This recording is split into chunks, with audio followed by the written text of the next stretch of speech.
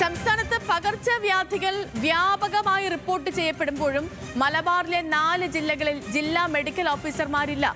പകരം ചുമതലക്കാരാണ് 4ഇടത്തും. പ്രതിരോധ പ്രവർത്തനങ്ങളിൽ സജീവമാകേണ്ട ഫീൽഡ് വിഭാഗത്തിൽ ആവശ്യത്തിന് ജീവനക്കാരില്ലാത്തതും പ്രതിസന്ധിയാവുകയാണ്.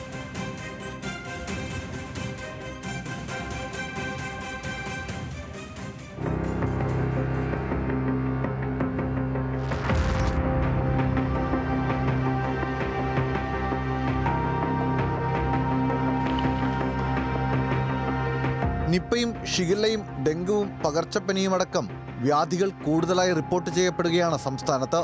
മഴക്കാലത്തിന്റെ വെല്ലുവിളികൾ വേറെയും. എന്നാൽ ഈ സമയത്ത് ആരോഗ്യവകുപ്പിൽ താഴേക്കിടയിൽ പ്രവർത്തിക്കാനും പ്രവർത്തനങ്ങൾ ഏകോപിപ്പിക്കാനും മതിയായ ആളില്ലാത്ത അവസ്ഥയാണുള്ളത്.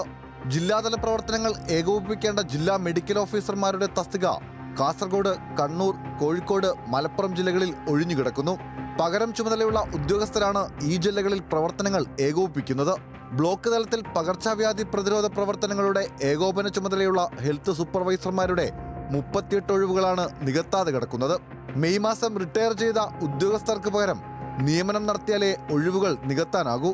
ജൂനിയർ ഹെൽത്ത് ഇൻസ്പെക്ടർമാരുടെയും ഹെൽത്ത് ഇൻസ്പെക്ടർമാരുടെയും 100ഓളം ഒഴിവുകളും നിലവിലുണ്ട്.